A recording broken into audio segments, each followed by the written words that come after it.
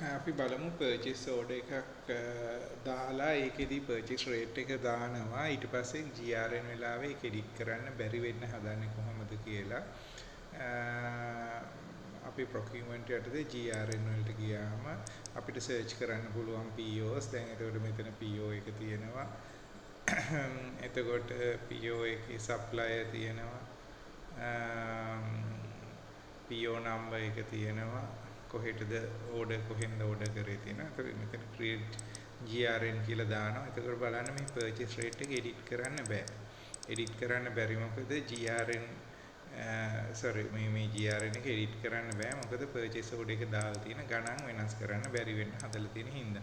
නමුත් හදිසිය අපිට මේක edit කරන්න උනොත් ඊට පස්සේ කියන්නේ මේකේ නෙමෙයි සමස්තයක් හැටියට edit කරන්න උනොත් අපිට ඕන නම් ඒකත් configuration වලින් හදන්න පුළුවන්.